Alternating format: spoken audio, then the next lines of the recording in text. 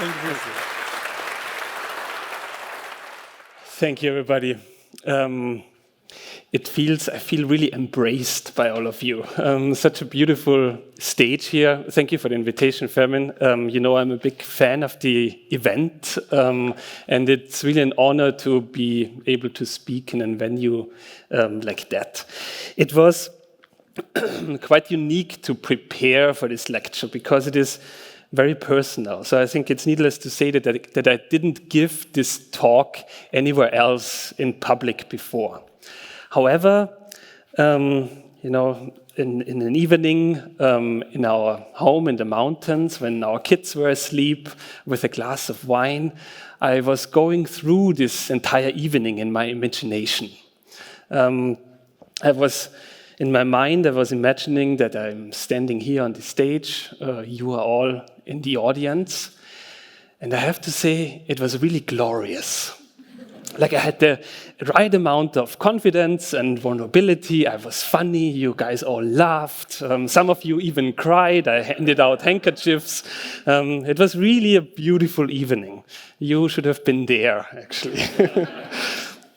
But we can do that in our mind, right? We can imagine evenings like that. We can imagine talking to people that we probably never meet. We spend actually a lot of time in our own mind. Especially, I think, as architects, we have a very rich inner world. Every human spends about 30 to 50% with themselves in their mind. Talking to ourselves, daydreaming, reflecting about something. We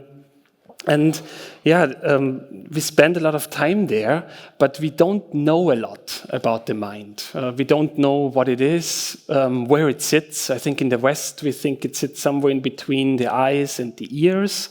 In the East, it's more in the heart region. So we don't know a lot, but it is this one place where I can imagine, being comfortable here on this stage. I can imagine, this is this place that tells me either to be calm on the stage or to be nervous on this stage. It's also the only place where I still can have a conversation with my father. In my mind, there are still all of these memories about my dad. I can still smell him. I can hear his voice. I can ask him for advice on questions that I don't know the answer about. The mind is a very, very mysterious thing.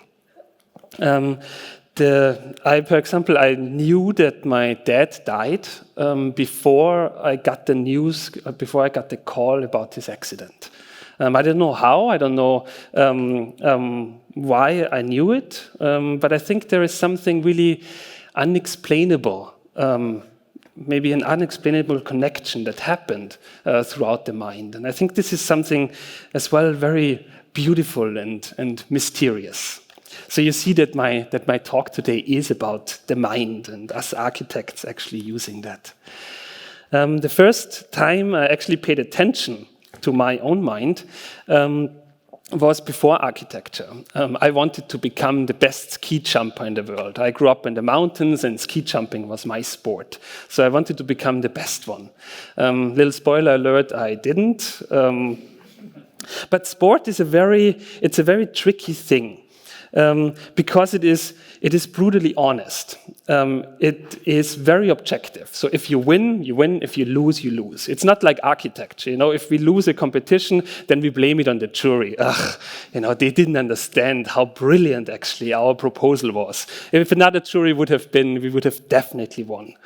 But in sport, if I jump 120 meters and my competitors jump further than me, then I objectively lost. And if I lose a couple of times, I objectively suck.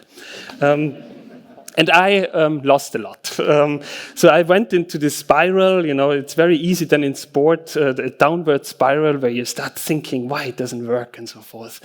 And I developed these kind of tics out of a sudden that my mind started talking to me. I also didn't know where this came from, but I was sitting on the starting gate ready to jump down. And then my mind told me if I don't clap now 5 times in my hand, I'm going to crash this jump. So I was sitting there and clapping 5 times just that I don't crash. And this happens actually quite a lot with people in sport. With not just people who lost, like I did, but also with winning people in sport. If you watch like Rafa Nadal, for example, what kind of tics he has in between playing tennis with his bottles and stepping on lines and so. It's a very familiar feeling, and it was a very interesting time back then when I did sport professionally. It was in the beginning of 2000s, and it became very obvious for everyone that mental training is something very important for sport, especially for ski jumping. And I asked then my mental trainer, why did I all of a sudden develop these tics? And he said, because your mind, your inner voice is too loud. It needs to calm down. So it develops these kind of routines it needs to have for you to actually calm down. And he also said ski jumping needs to feel light. You need to jump and you don't need to think about it. If it works well, you don't even realize why you're jumping all of a sudden really well. But if you don't jump well, you start thinking and your thought become very heavy, and then you also feel heavy. And that's not good when you want to fly through the air. So I retired from sport. And after being in sport, then I did a social year, which was one of my most fascinating years in my life. I worked with people with a mental disability, mainly autism, and it was so interesting to see how parts of their mind are absolutely brilliant, and then other parts of their mind, they cannot work in this kind of social fabric that we have. It was a really fascinating thing to actually witness. And during this social year, I also got a lot of free time and I learned the 3D software. In my case, it was Cinema 4D. Who of you actually knows Cinema 4D? Quite a few, yeah. My team hates me that I still use it because they are using Rhino and we need export and whatever. But I learned this one. I think I still can say that the most time, apart from being in my own mind, I actually spent with Cinema 4D. I'm just looking at Faye to get some confirmation if this is true. So I got really enthusiastic then what I could do with this software, and then architecture was somehow in my path. It was a quite quick decision that I go into architecture, and again, a bit of a spoiler alert, it was a right decision and a good decision. And I became very enthusiastic when I was studying because I could use everything that I learned in sport, like the training, the hard training, the motivation and the passion I had for sport. I could use it in architecture. And as well, architecture is this heavy and very serious kind of industry where you can ask serious questions, where you can question yourself and doubt yourself. And by doubting yourself, you actually become a better architect. So it was not like sport. And I became very enthusiastic about it. I move now forward a little bit to the time when I graduated. I did an internship then in China at my mentor and now actually partner Gregor. I met as well my wife and now boss Faye in China. And very soon after, we started our own company. Called Panda. And this one was this kind of startup feeling you have. You have this enthusiasm. You want, this passion for everything. Everything feels very, very buzzing and loud. And you work way too much for way too little money, but it doesn't really matter because everything is energy anyway. Until then, I got this call that my father passed away. And there, my wife and myself, we asked ourselves really serious questions. So what do we really want to do? What kind of projects do we want to work with? With which client would we want to work with? Where do we want to live? Do we want to have children? Of course, but where should they grow up? And we decided then as well in a quite quick decision that we move from the buzzing metropolitan city of Beijing back to the mountains, to Austria. And everything calmed down. Everything became really quiet.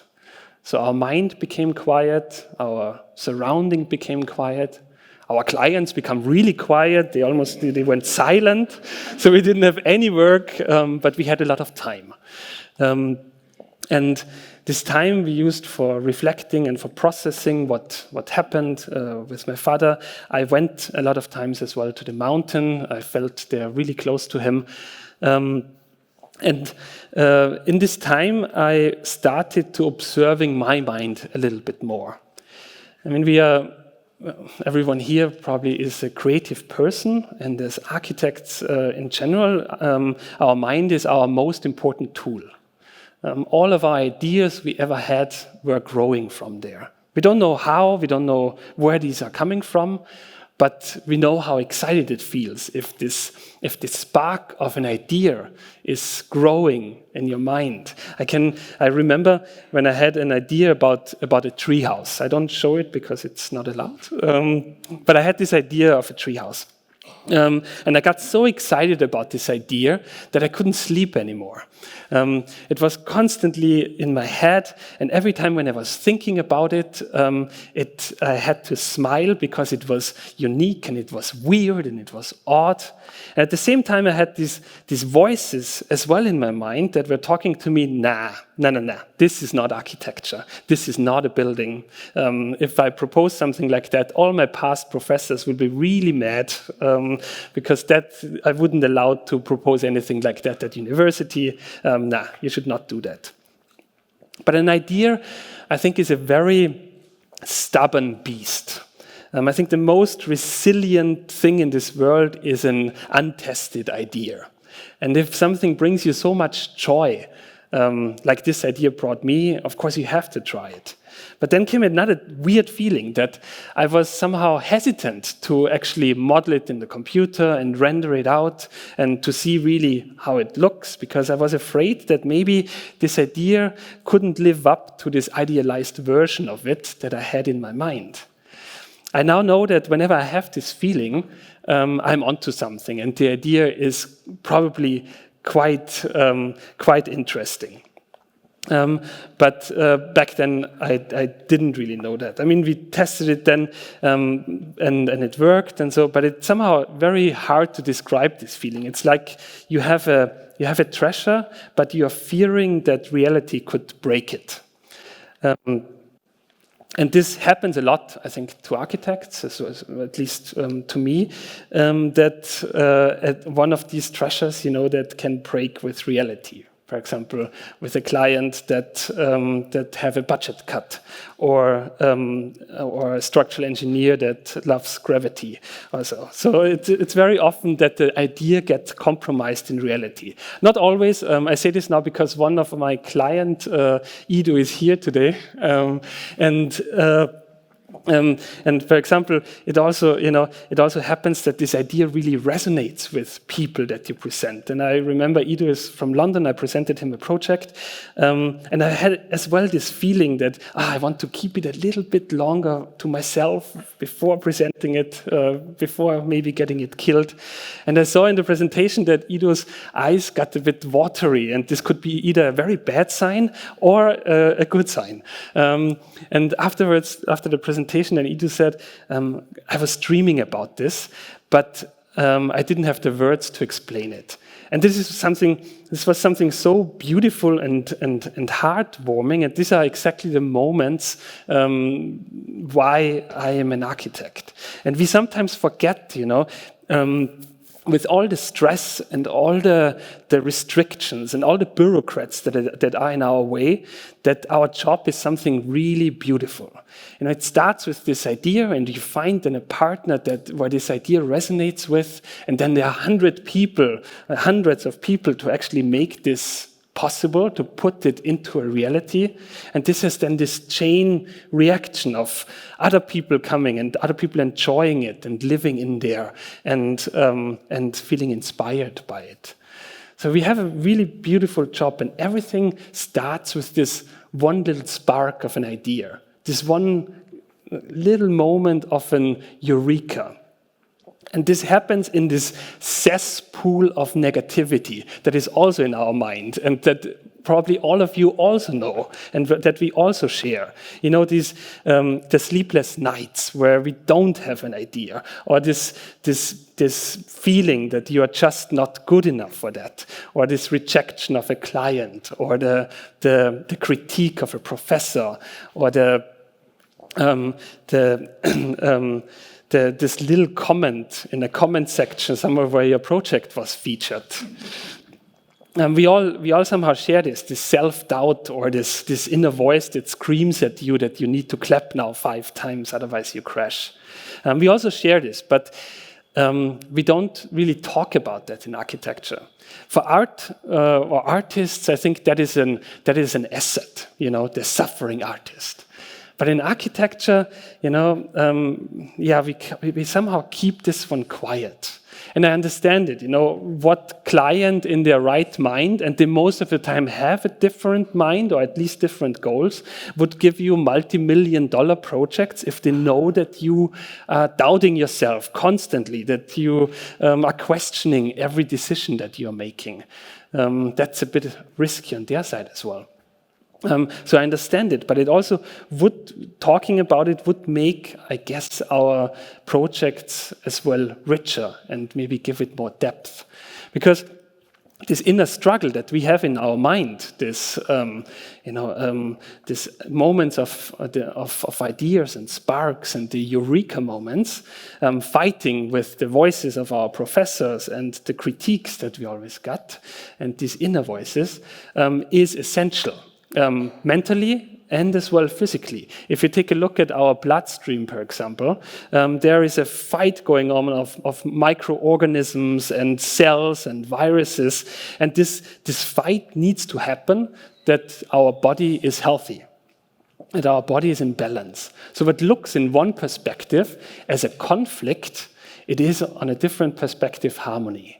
And the same is true to our ecosystem and the kingdom of animals, and as well to our mind. So what looks as this fight and our inner turmoil is probably necessary that in the end a harmonious and a balanced idea comes out of that.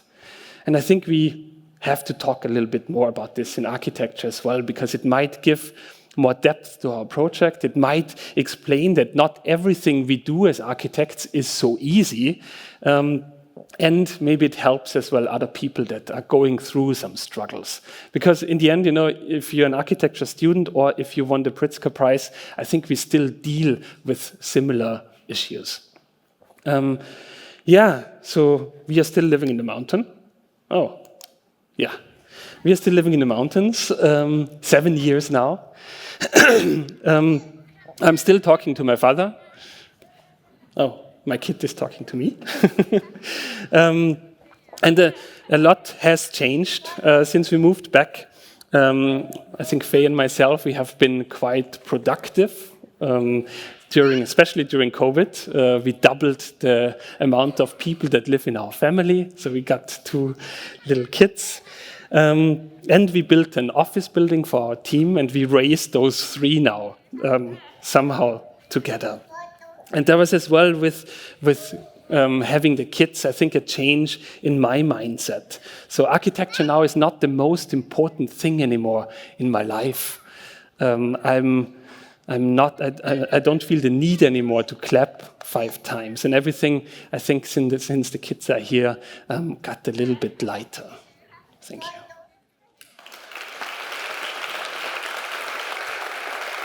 Thank you. I was expecting you to mention something about your father that I heard you say it in another lecture, another conversation, where you said he split like work from joy. Like he was a great climber, but that was the hobby and that was the joy and the passion. Mm. And then who would like to keep it like the freedom of the joy apart from a regular job. Yes. And I don't know if you have or had to reflect on how you feel about architecture and the freedom of thinking, of dreaming about it, but also at the same time the reality of being an architect. No, for sure. For my father, I never understood it because my father was very good in climbing and he could have gotten, sponsoring. And so he might, especially now in time of social media, he would have. This would have been easy, but he never did that. He actually had a job then as a train, like checking the tickets on the train, and he did that during the night. So during the day he could climb. So it was really a separation. Okay, I don't want to have any obligations from sponsors or so where I need to go because actually the sun could shine and I could be on the mountain on this day. So he very well separated those two things. I now completely understand that, why he did that. And I'm really thankful that he actually did that because he could enjoy a lot, his hobby. But as well in architecture, I mean, don't tell our clients, but I would also do this stuff for free because I still see this as something I really love doing. There's a lot of other parts in architecture that I hate doing, but when it comes to getting a task to design something and finding there a perfect solution, it's still somehow a hobby. That is as well, of course, a problem because we do stuff for probably way too cheap sometimes because it's just. So you have a large office now, right? Big building. Yeah, and a lot of debt. So that has to work. Right? It needs to work. Of course, this is an investment in the future. Actually, we have a large an office building. Our team is very small, like we are 9 people. And this I say with confidence because I know how difficult it is to actually stay small, and I love that we are staying small. Before I was always making ourselves way bigger, to say to a client, okay, I need to talk to my team, but actually it was just Faye and me. But now, I'm really proud that we have a small team and how we organize the projects we have within a small team. What do you think, now that you mention it, what do you think is needed, like that story that you got a project faking, that were people at the office, right, with sound, noise, background noise, and so on. If you want to explain what you did. Yeah, this was our first project we ever got, and we got it through a very good business decision. We lied. So there was then this interview on back then it was Cisco or so. So we shared our screen and they didn't see us, and I YouTubed office sound and we put it in the speaker, and there was like fax and telephone ringing and people chatting, and so we somehow got all of that a bit later. We even got the fax machine at some point. So we didn't really lie. It was maybe just chronically challenged. Yeah, but somehow you felt that you had to fake it to make it, which worked. So now maybe you think, maybe I have to fake it even more for the next time, and maybe it worked. I don't know. But now I think it's more in the other direction. I rather make us smaller, so we don't have the pressure. Because now maybe you feel the confidence to do so. Yeah, of course. I think with experience, it also there comes confidence. I guess. What will you then recommend, like young architects that want to start their own way? Do you have any kind of advice? We're talking about vulnerability and maybe fake it, but don't do it because I think time as well changed, right? With social media, with AI, there are now so many things you actually that comes into this equation that it's very difficult to give any tips. But maybe something I have learned from my when I was my younger self is that I don't have now this office that I imagined I would have when I was a younger architect. I always thought that there is this kind of path to get an architectural office, and there needs to be this hierarchy of the leader, and then there are and then, success means you have a big team and with big, important projects, and with bus in the office, and it somehow would need to work like that.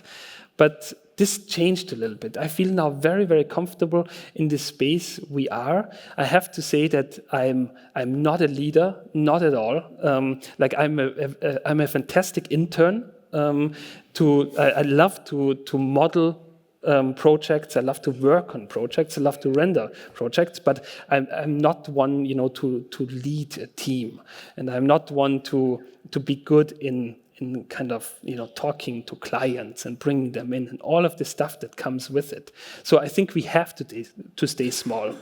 Like the setup we have, it is not scalable, but that's completely fine, right? I love this way we are working, and I would tell to my younger self, just follow what is somehow in your mind, and don't look too much on other people, how they structure their office, because at the end nobody really knows what is good or what is success. At the end, it's just something that makes you happy.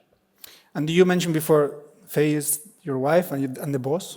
Yes, and she was always my boss. When I started at an internship in China at the office, she was already my boss, because she was hired there a lot. So I slapped myself up a bit.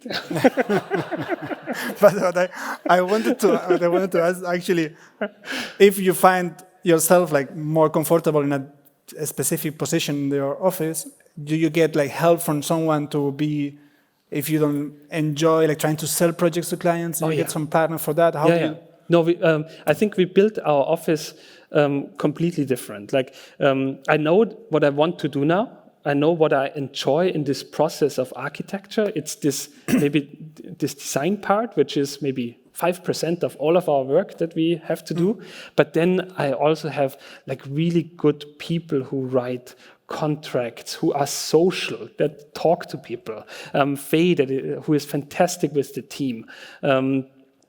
People who are office manager, and so we hired more people on these parts that I cannot tackle, so I can focus a bit more on the stuff that I really enjoy doing.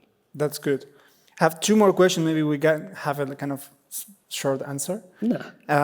One will be, you have mentioned about the kind of how you enjoy, what kind of projects you enjoy, and this kind of going to bed and still continue thinking about these projects, and maybe don't want to share it, not that it somehow breaks, somehow. But I want to ask you, what will you define as your best case scenario project? So what kind of circumstances you will love to have? The client that is great, that is here tonight, that's also good. This comes very close to my dream project, the project we are doing for Ido.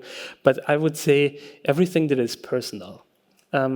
Most of the time, those personal projects are very small projects. I love and I enjoy that, where we have a personal relation with the client, and as well something that feels handy, where you as an architect know every little screw that goes into the building before it's going in. And these are mostly the small projects and very hard to scale up, so I enjoy personal approaches. All right. And the last one, maybe a bit provocative one, would be, you said with sport it's clear. If you don't win, if you lose many times, you suck, right? But when it comes to architecture, at what point you should say, hey, actually you suck, you should stop? You want to have a short answer on that? I don't know. Whatever you need. Okay, let me start. I think I tell you what I suck the most in. I think it's numbers. Everything that deals with numbers. No, but I mean, for in general, for other architects, and we're not talking about you, how many times you lose in, but in general, architects, at what point we should accept, hey, maybe we should do another thing. I think that we live way too much in our own bubble.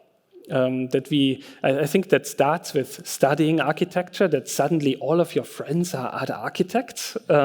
So we just talk to other architects and listen to other architects, but that puts us as well in a bubble. But our clients and the people we need to make happy with our work are very rarely other architects. So I think that we need to open our bubble a little bit. That makes sense. Thank you, Chris. It was amazing. It was very nice. Thank you. Appreciate it. Thank you a lot. Thank you.